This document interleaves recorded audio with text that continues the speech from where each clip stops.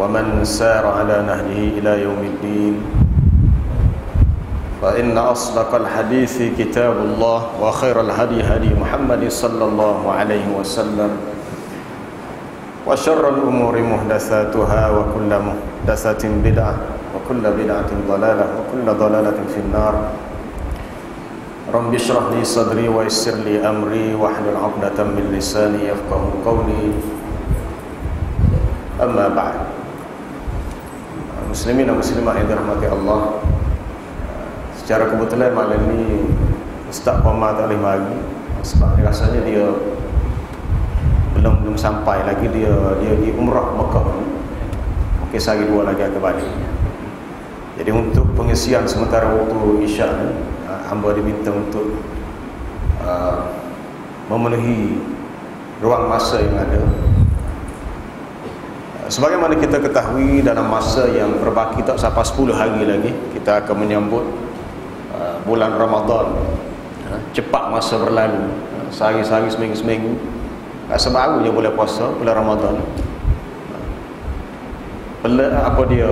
Pejam celik sedar-sedar kita sudah masuk Ramadan yang berikutnya. Begitu cepat masa yang berlalu. Allah Subhanahu wa taala berfirman, A'udzu billahi minasyaitonir rajim. Bismillahirrahmanirrahim. Ya ayyuhalladzina amanu kutiba 'alaikumus shiyam kama kutiba 'alal ladzina min qablikum كما كتب على الذين من قبلكم لعلكم تتقون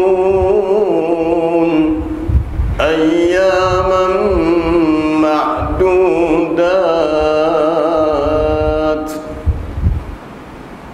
Wahai orang-orang yang beriman, difardukan ke atas kamu ibadat puasa sebagaimana yang difardukan, diwajibkan ke atas orang-orang yang terdahulu daripada kamu.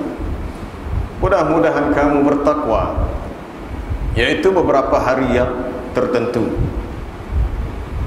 Ayat 183 surah Al-Baqarah. Muslimin muslimah yang dirahmati Allah, biasanya setiap kali menghampiri bulan Ramadan, kita biasa dengarlah ayat ini. Wahai orang yang beriman, diwajibkan, difardukan ke atas kamu berpuasa sebagaimana telah diwajibkan ke atas orang yang terdahulu. Mudah-mudahan kamu bertakwa. Kita melihat dalam beberapa perkara Allah Ta'ala menyatakan la'allakum tuflihun. Ada kalanya begitu. Tapi dalam ayat berhubung dengan puasa, la'allakum tattaqun, mudah-mudahan kamu bertakwa. Kita pun sudah banyak tahun dah, mungkin dah sudah lebih berpuluh tahun kita melalui ibadat puasa, berbelas tahun. Marilah sama-sama kita muhasabah, kita merenung kembali sejauh mana ibadat puasa yang telah kita lakukan selama ini telah menghasilkan sifat takwa dalam diri kita. Kalau kita puasa sekadar puasa saja, puasa dengan hanya tidak makan, tidak minum dan tidak melakukan perkara yang membatalkan puasa, kemudian setelah berlalunya Ramadan, hasil daripada puasa dan ibadat yang dilakukan dalam Ramadan itu tidak membuahkan, tidak menghasilkan sifat takwa, maka rugilah. Seolah-olah seperti orang yang berniaga tetapi tidak dapat untung.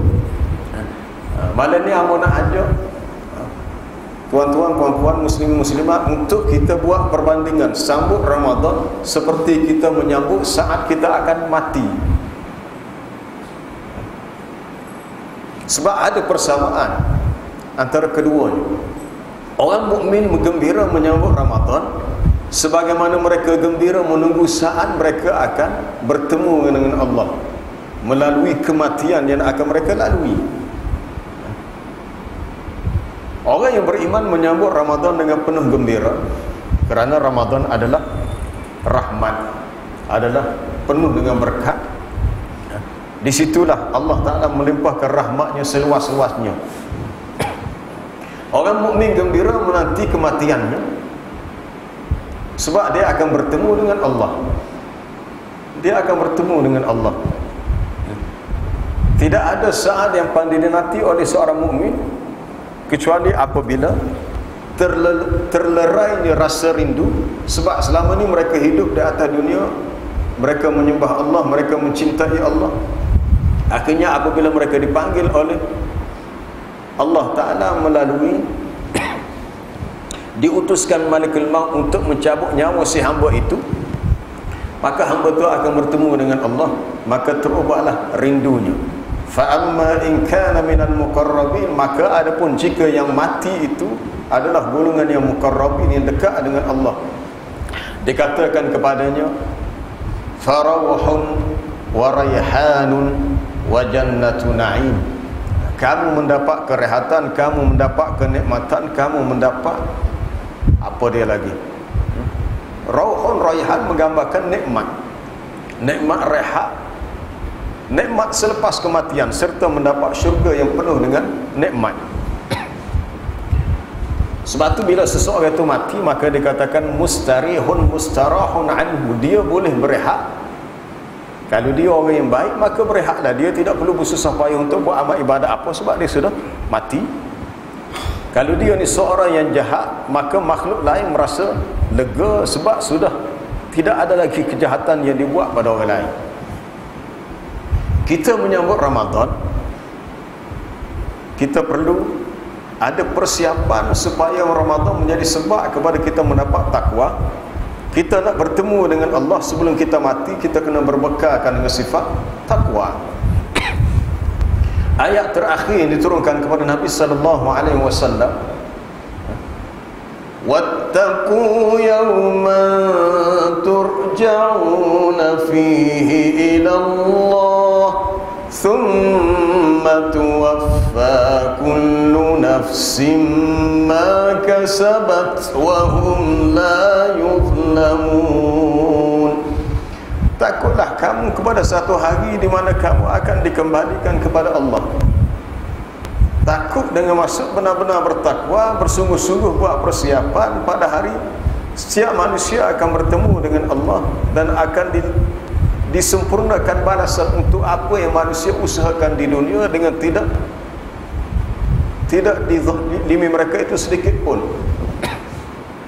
Dalam ayat berkenaan dengan ibadat haji, ibadat haji Allah Ta'ala suruh kita berbekal. Wa tazawwadu fa inna khairaz zadi taqwa wattaquni ya ulil albab.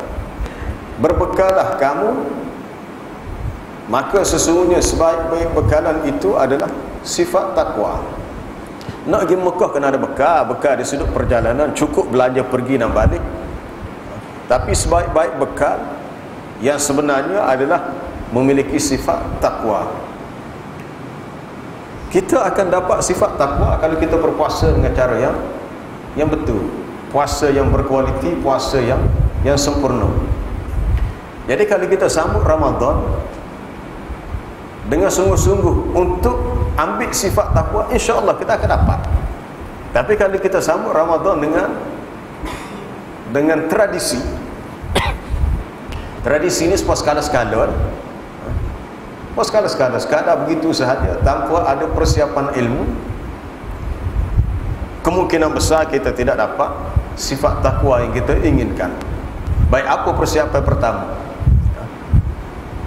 Sebagaimana kita nak mati, begitu juga kita nak sambut Ramadan pertama, iaitu kita perlu bertaubat kepada Allah. Kenapa seseorang yang nak sambut Ramadan perlu bertaubat? Kita buat ibadat dalam keadaan tidak ada lagi saki-baki dosa sebelumnya, kerana kita sudah diberi keampunan oleh Allah. Walaupun Ramadan itu sendiri adalah penyebab kepada diampunkan dosa.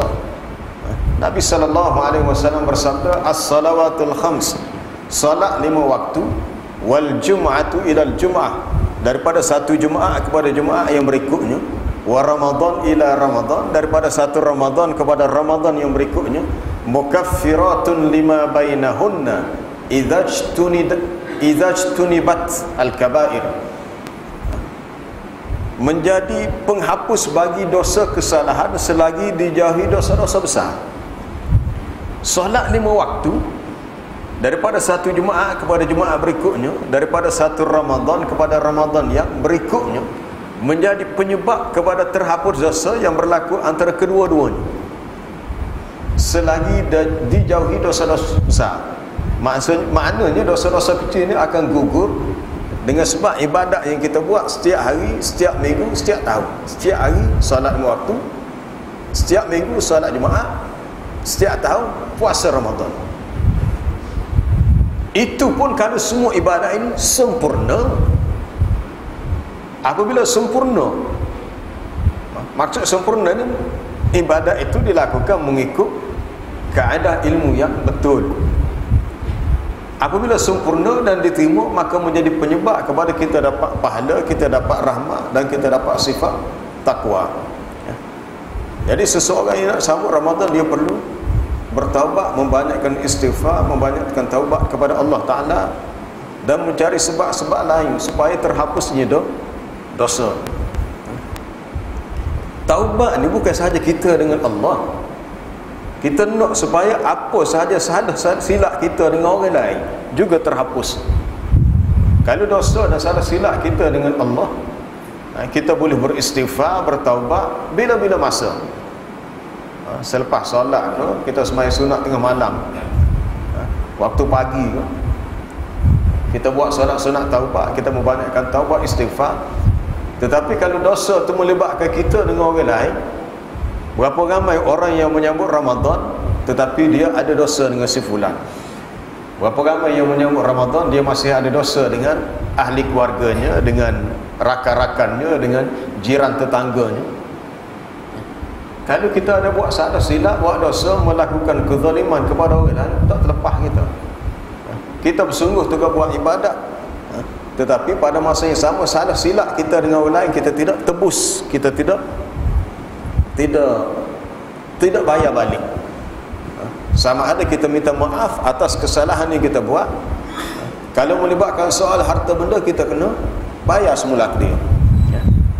Sebab kita kena tahu di akhirat nanti ada satu golongan yang Nabi sebut, golongan yang muflis. Muflis ni makna orang yang bankrupt. Kalau di dunia, bankrupt ni orang yang hutangnya mengatasi harta.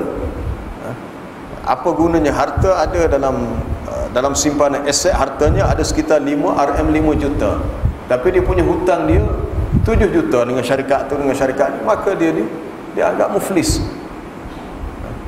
Dia anggap muflis sebab hutangnya lebih banyak daripada hartanya. Di sisi manusia dia dianggap kaya, tapi dia kata aku tidak kaya sebab aku berhutang sangat banyak dengan orang lain. Itu kali di dunia. Di akhirat, apabila Nabi SAW bertanya kepada para sahabat, atadruna manil muflis, tahukah kamu siapakah orang yang muflis? Jadi sahabat kata orang muflis ni orang yang man la dirhama wala dinara, orang yang tidak ada harta berbentuk dirham, tidak ada harta berbentuk dinar.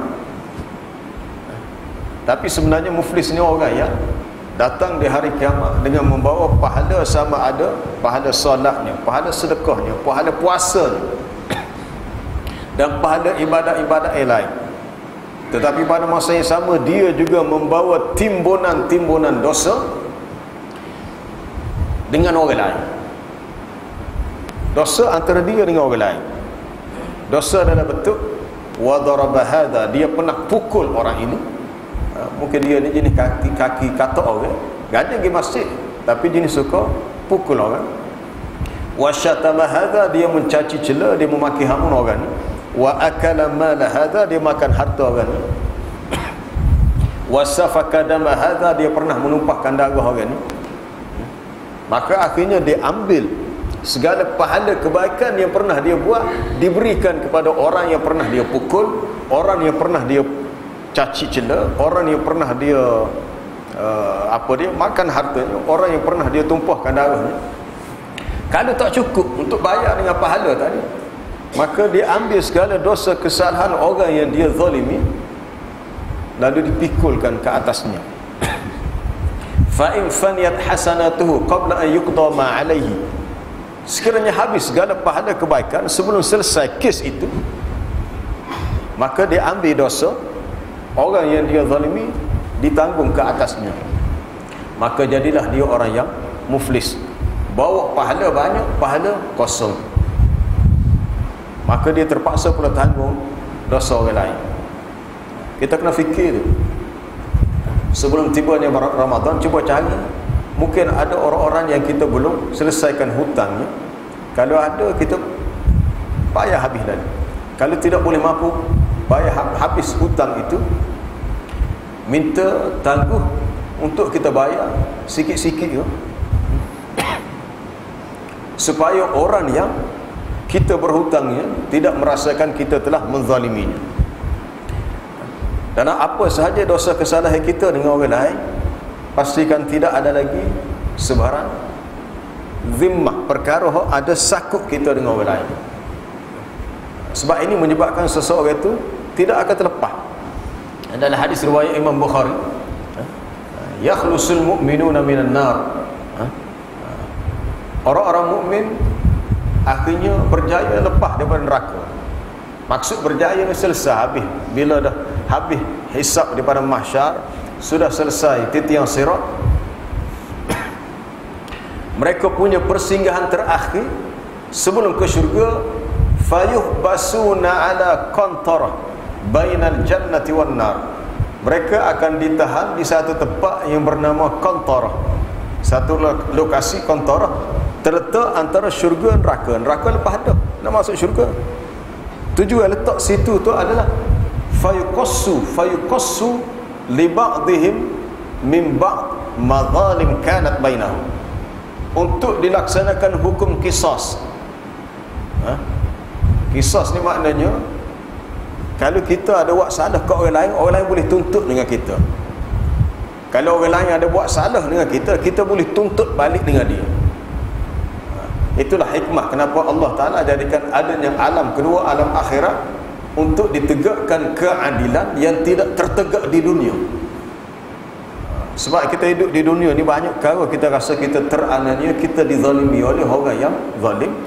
Maka Allah Ta'ala bagi peluang mana-mana pihak yang al-mazlum, yang dizalimi, boleh tuntut balik di akhirat.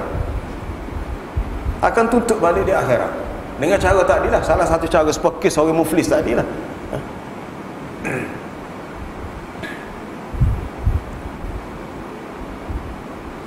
Bila selesai semua sekali, selesai. Kalau orang tu ada amalan yang banyak, dia boleh banyak, tak apalah.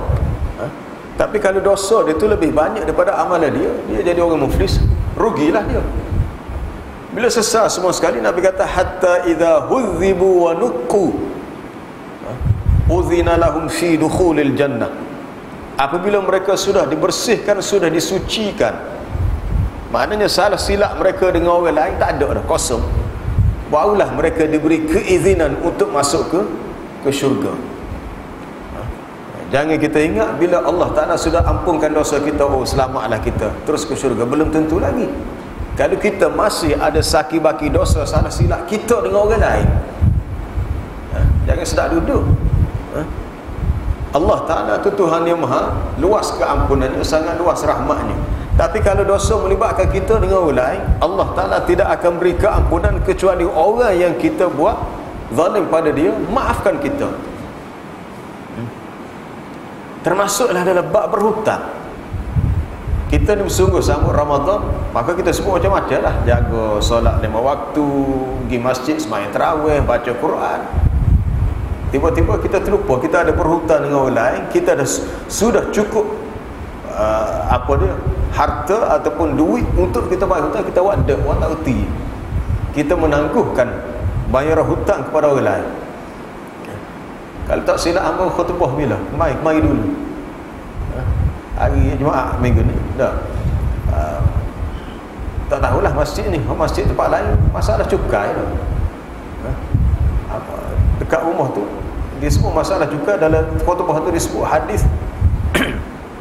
orang yang tak bayar cukai, dinyatakan dalam khutbah tu orang yang tak bayar cukai termasuk orang yang berhutang. Lalu dibawa satu hadis, hadis bahawasanya yughfaru lisyahidi kullu dhanbin illa dain. diampunkan bagi orang yang mati syahid itu semua dosa kecuali hutang. Orang mati syahid sekalipun tidak akan masuk syurga kalau terlekat dengan hutang. Kalau dia ada kemampuan untuk bayar hutang, dia menangguh-nangguhkan hutangnya, maka dia pun lekat situ. Sebab hutang ni melebatkan dia dengan orang lain, tak ada kena-mengena dia dengan Allah.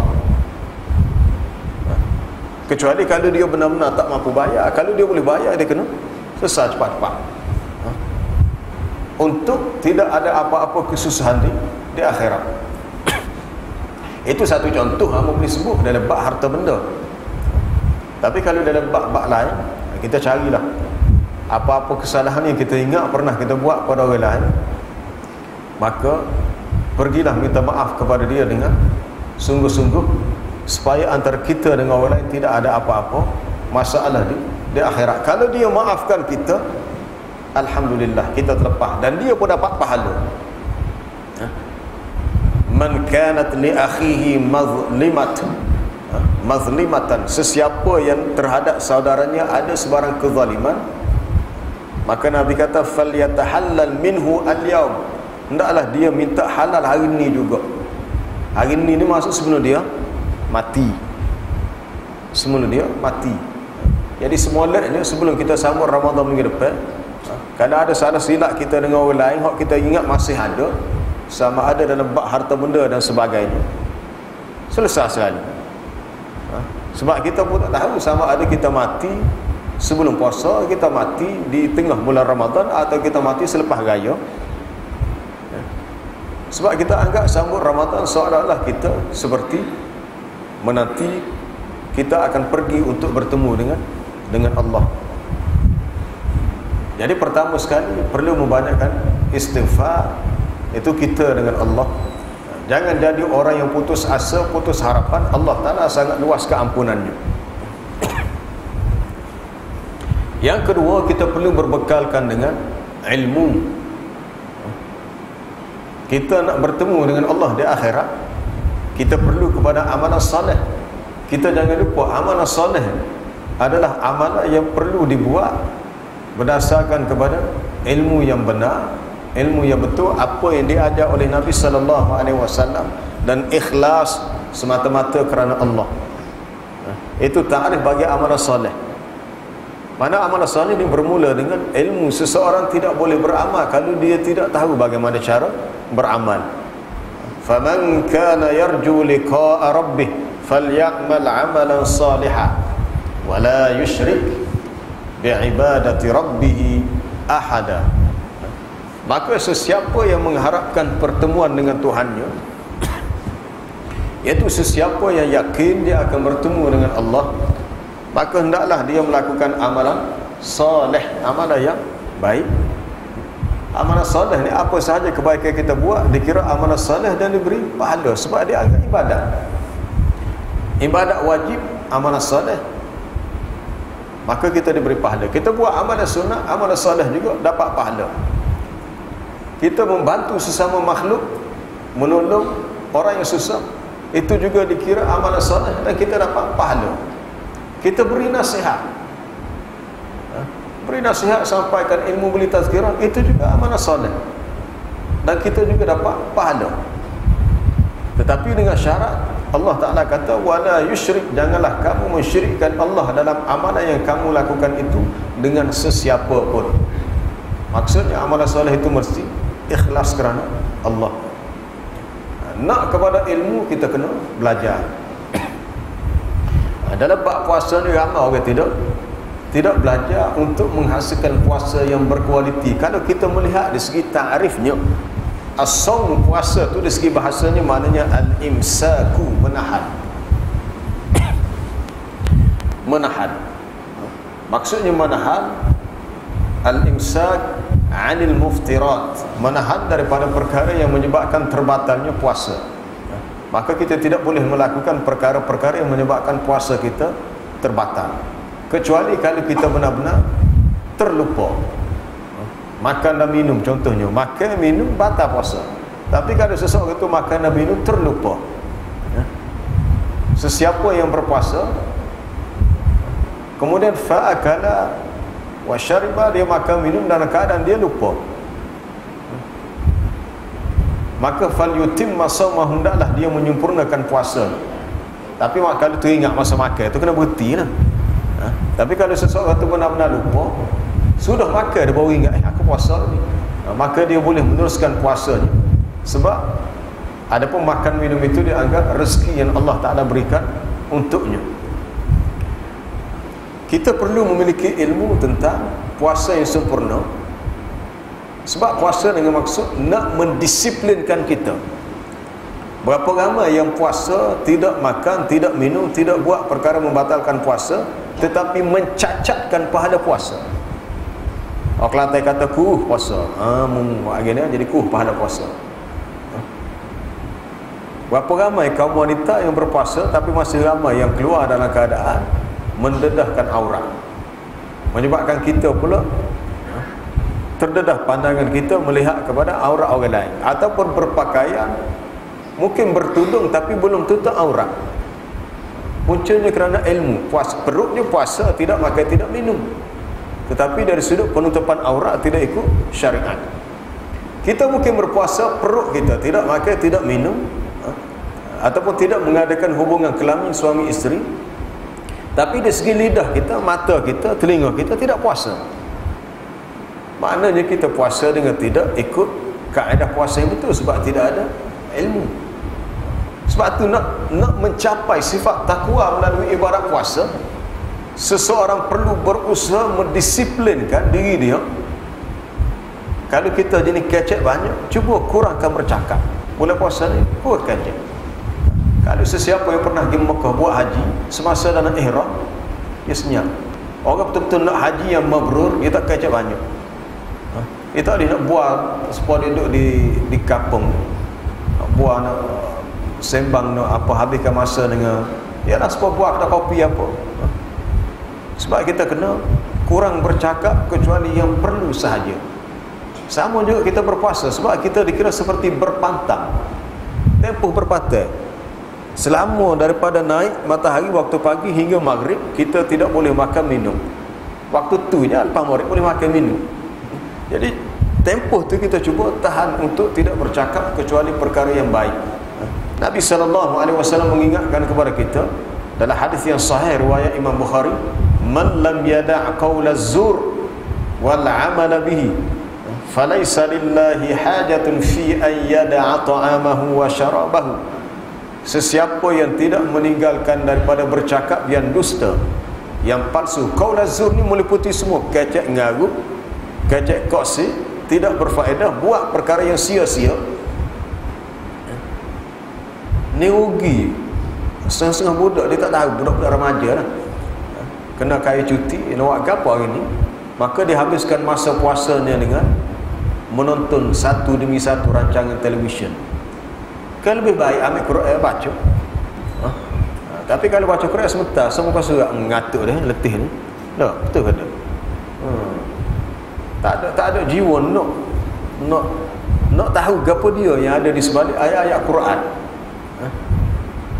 Kita pun tahu Ramadan ni adalah bulan Al-Quran, sebab Allah Ta'ala memberi kemuliaan kepada Ramadan dengan turunnya Quran pada malam Al-Qadar. Syahrul Ramadan alladhi unzila fihi al-Quran hudan lin-nasi wa bayyinatin minal huda wal furqan faman syahida minkum asy-syahra falyasum. Bulan Ramadan adalah bulan yang diturunkan padanya Al-Quran. Quran yang dalamnya ada huda, ada petunjuk, yang menjadi petunjuk bagi manusia, yang ada keterangan tentang jalan hidayah yang membezakan antara jalan yang benar, jalan yang salah. Untuk mengelak daripada berlaku perkara yang sia-sia, perbuatan sia-sia, berkecek benda sia-sia, maka cuba disiplinkan diri. Selama tempoh kita berpuasa, kita lebih banyak bersama dengan Quran. Kita tak kira lah waktu mana pun boleh baca Quran. Sebelum terawih, apa selepas terawih pun boleh. Untuk bangun solat tahajud pun boleh baca juga Quran. Siang hari pun boleh baca juga. Cuma kalau boleh selama tempoh siang hari, waktu terluang yang ada, kurangkan bercakap perkara yang tidak berfaedah dan lebih kepada membaca Quran. Sebagai tanda kita mengagunkan Ramadan yang sesuai dengan gelaran Ramadan Syahrul Quran. Ramadan adalah bulan Al-Quran. Kembali kepada hadis tadi, bila Nabi kata sesiapa yang tidak meninggalkan qaul az-zur, kata-kata yang dusta, perbuatan yang sia-sia, bahkan masih melakukannya, maka Allah Ta'ala tidak berhajat kepada si hamba itu meninggalkan makan dan minum. Maksudnya Allah Ta'ala tidak nilai langsung puasa kita. Dari segi hukum fiqh, puasa tu sah. Kalau seseorang itu sekadar puasa daripada tidak makan tidak minum, puasa tu sah. Tapi dari segi kualitinya, sebab tu hebatnya puasa. Allah Ta'ala sebut dalam hadis kursi, kullu amal ibni adam lahu illa siyam fa innahu li wa ana ajzi bih. Setiap amalan anak Adam itu adalah untuknya, kecuali puasa itu untuk aku, maka aku yang membalasnya. Setiap amalan anak Adam untuk dia. Maksud untuk dia dari sudut ganjaran pahala, ada ketetapan, ada dahgia pahala yang telah ditetapkan. Contohnya solat Jumaat ni dapat 27 pahala, ada hadis sebut 25. Tapi puasa ni tak ada ketetapan, boleh 10 ke 30 ke 100, tak ada. Kerana ganjarannya ada dari sisi Allah berbeza. Orang ni setara, orang ni setara. Kerana ia suatu ibadat yang tidak ada sesiapa yang tahu adakah kita ni benar-benar berpuasa ataupun tidak, kecuali Allah yang tahu. Melainkan Allah Ta'ala sahaja yang tahu. Jadi kalau seseorang itu puasa dengan sempurna, dia akan dapat pahala yang lebih tinggi. Maka Nabi sebut, fa idza kana yaumi shaumi ahadikum, apabila seseorang berada pada hari ia berpuasa, fala yarfus wala yaskhab, janganlah dia bercakap perkara yang buruk, rafath, perkara yang buruk, perkara yang tak comel lah, mudah agak, yang tidak elok, yang tidak comel. Janganlah dia mencaci, mencela, memaki hamun. Kalau bahasa Kelantan kan, nyupoh. Kita nak marah sikit, kita nyupoh, kita tak sedar kita puasa. Iyalah betul, sebab kita boleh puasa, kita lapar, kena ke cuaca panas pula. Sekarang masih panas lagi, cuaca ni, udara ni masih panas, masuk boleh puasa, kita balik kerja, sampai kat traffic light beratur, orang lain potong kita pun basah. Aku pun nak balik juga, nak klik rumah juga, kena sabar. Biar dia nak potong-potong, kita sabar. Kalau kita nyupoh tu boleh ke apa, dia tak dengar. Kita nyupoh dalam kereta, orang potong kita tak dengar. Lebih baik kita ganti dengan subhanallah, masya Allah, Allahu akbar, ganti dengan la haula wala quwata illa billah, dengan zikir daripada kita menyupoh maki hamu orang lain. Sebab kita takut bila keluar perkataan yang tidak baik menyebabkan pahala kita kurang. Sehingga Nabi kata fa'in wa ini mru'un, jika ada seseorang yang mencela kamu, yang memaki kamu, maka hendaklah orang yang dicela itu berkata, inni sa'im, aku ni orang yang berpuasa. Mu nak kata apa? Katalah, aku tak sebalah. Sebab kalau aku balah, mu kata tak ada pasal-pasal, pahala puasa aku akan kurang. Tapi kita, kalau kita tak ada kawal perasaan kita, emosi kita, orang kata huduh, kita pun nak marah juga, tubik habis. Dia kata sepatah dua, kita buat tubik 10, habis. Mungkin setengah orang tu dia kata gitu sebagai suatu tindakan provokasi, nak teh emosi kita marah atau tidak. Tapi kalau kita sedar kita berpuasa, kita pun aku ni puasa ni, biar nak kata apa. Mana pahala puasa dia kurang, kita boleh kawal, boleh jaga. Sebab tu perlu kepada ilmu. Ada benda tu dah diberitahu oleh Nabi SAW. Kalau orang kata huduh kita, maka kita senyap, kita kata inni sa'im, aku berpuasa. Ataupun kita beritahu kepada orang yang kata begitu, saya sedang berpuasa. Mungkin dia buat ngaji kita, dia kata aku pun puasa juga. Tak apalah dia puasa, tapi pahala dia kurang. Kita puasa tapi pahala kita tidak kurang lagi, sebab kita tidak membalas perkataan buruknya dengan perkataan buruk yang lain. Maknanya kita kena ada ilmu untuk kita kawal diri kita selama kita berpuasa, ataupun untuk kita jaga diri kita daripada perkara-perkara yang mengurangkan pahala ibadat kita. Tujuannya tidak lain dan tidak bukan adalah supaya tercapai sifat takwa. Muslimin muslimat yang dirahmati Allah, selain daripada itu, apabila kita sudah yang pertama bertaubat, sudah minta maaf dengan orang kita buat salah, sudah kita sudah memiliki sedikit sebanyak ilmu untuk kita melalui Ramadan sudah ada, kita juga perlu membanyakkan amalan-amalan sunnah. Di samping kita sempurnakan yang wajib, kita kena jaga amalan sunnah. Sama ada kita ni orang biasa ni sebuah ramai-ramai, kita orang berpangkat, kita duduk di kampung, kita duduk di bandar, kita sebagai pembeli, kita sebagai penjual. Mungkinlah setengah orang tu dia kata dia tak ada kerja lain, kerja dia hanyalah berniaga makanan. Sebab tempat kita ni bila sambut Ramadan, suatu budaya yang tak tahu start bila, tak tahu apa pun tak ingat start, iaitu bazar Ramadan. Cuba bayangkan Ramadan tanpa bazar Ramadan. Boleh puasa tapi tak ada orang niaga makan ni. Adakah kita mengatakan tak jadi puasa? Jadi juga, boleh puasa juga. Adakah kita tidak boleh berbuka puasa kalau tidak ada orang yang berniaga makan di bazar Ramadan? Boleh buka puasa juga.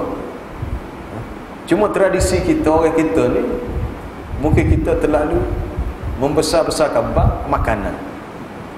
Biasa kalau di Tanah Harak ni, kalau masuk restoran, kedai makan dia simple je. Dia tak ada menu kita ni pening nak pilih berpuluh-puluh. Tempat kita, tradisi kita gitu, macam-macam. Tempat kita, makanan barat ada, makanan Thailand ada, makanan Malaysia ada. Tapi Tanah Harak ni biasa, simple. Biasa ada kat dajaj faham, dajaj mashwi, air golek pusing tu. Boleh puasa banyak lah tempat kita. Ataupun air panggang tu. Hak menu-menu lain tak ada, tu ya biasa. Rus Bukhari, nasi Bukhari, gitu. Tidak belum mikir banyak. Maknanya menu tidak banyak. Tapi budaya kita orang Melayu ni terlalu kreatif dalam bab makanan. Macam jenis makan ni. Makanan banyak tu tak salah, tapi dia akan membawa kepada suatu budaya. Hal tadilah kita terlalu memberi keutamaan kepada soal yang sebenarnya bukan. Keutamanya adalah ibadat, itu kita punya matlamat. Makan minum ni hanyalah wasilah sahaja. Wasilah untuk membolehkan kita hidup dan akhirnya kita boleh beribadat dengan sempurna. Maka setengah orang dia terpaksa, kalau dia tak semasa lah, tak jadi kesalahan untuk dia cari. Tapi setengah orang tu minta maaf lah, kalau amat sebut, dia rasa tidak sempurna Ramadan kalau tak rang. Dia kata hari ni pergi bazar Ramadan dekat stadium, esok dekat Kuala Jepun pula, lusa pula, minggu depan pergi dekat nak tengok habis. Walaupun hak nega tu orang lain-lain, tapi sebenarnya hampir sama je, hak jual barang, hak jual.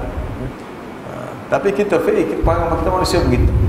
Kalau kita betul-betul nak jaga ibadat puasa kita, kalau boleh kurangkan keluar pada bulan Ramadan dalam perkara yang tidak terdesak untuk melakukan. Kalau bagi keluarga yang ada kesempatan untuk masak, amal rasa itu lebih baik. Lebih baik. Mungkin bagi yang bekerja tidak sempat nak beli, tak apalah, boleh beli. Tapi jangan terlalu lama sangat, sebab satu perkara hamba perhati bazar Ramadan jadi gelewak. Orang Kelantan kata gelewak. Kenapa gelewak? Dia ramai ni, ramai gelewak. Jadi macam-macam lah. Aku tepuh aku, ada belakang laki puan muda apa. Orang betul-betul nak jaga puasa, nak jaga, khususnya nak jaga pandangan mata, dia kau boleh nak elok supaya tidak berada di tempat sebegitu. Kecuali kalau terpaksa, kena buat kan, terpaksa pergi juga. Kalau kita boleh mengelak, maka mengelak adalah lebih baik, sebab kita nak jaga kualiti ibadat puasa. Semoga Allah Ta'ala memberi kemaafan di atas kelemahan kita bila kita berdepan dengan situasi yang sebegini. Kemudian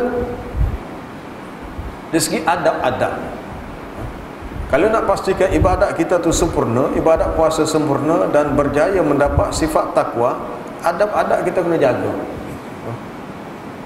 Adab. Kita ada mendengar satu hadis yang sangat lemah. Hadis itu tidak boleh dijadikan hujah, yang mengatakan naumatus shaim ibadah, tidurnya orang puasa itu adalah ibadat. Maka ramailah bila puasa ke, bukan tak boleh tidur, boleh tidurnya, tapi kita memberikan ruang masa yang terlalu lama. Tidur sepanjang hari, mungkin setengah tu tidur daripada start mungkin pagi, bangun-bangun rapat ke buka puasa. Kalau silap air bulan mungkin tinggal semaya zuhur pun tak semaya, sedar-sedar asar, sebab tidur yang terlalu lama. Boleh tidur tapi dengan kadar yang sepatutnya lah, jangan berlebih-lebihan.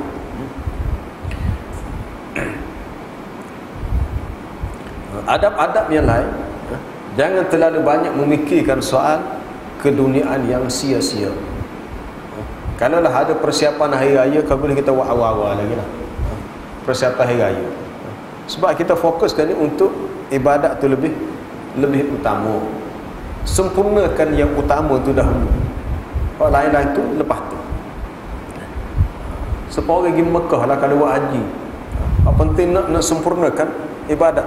Kita mari daripada jauh daripada Malaysia sampai ke Mekah dengan belanja sampai berbelah ribu sekali, belah ribu lah kalau pergi dengan package tu mahal lagi.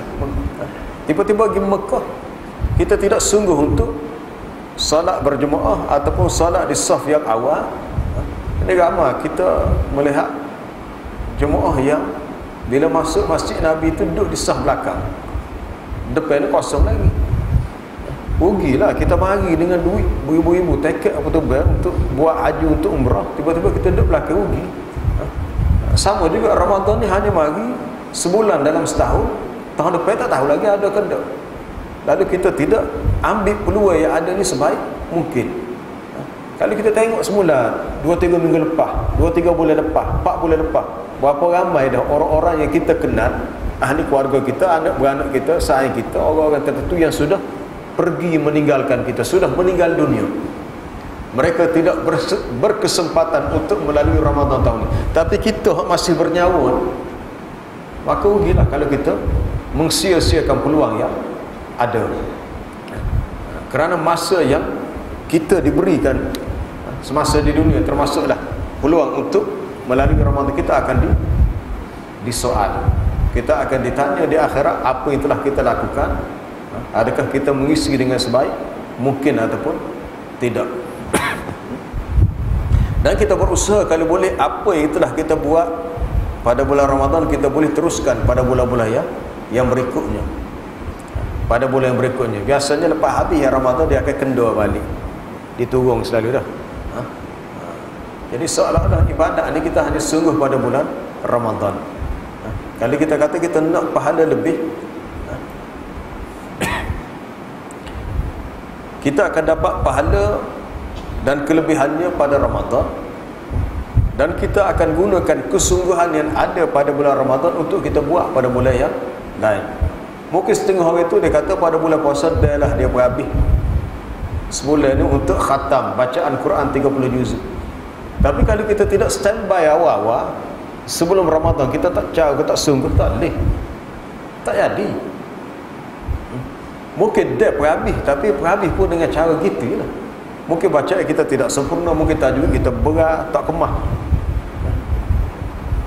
Tapi kalau kita menjadikan bacaan Quran pada bulan Ramadan sama dengan bacaan Quran pada bulan yang lain, insya-Allah dia akan berjalan dengan baiklah. Tokoh-tokoh ulama besar zaman tadi seperti Imam Malik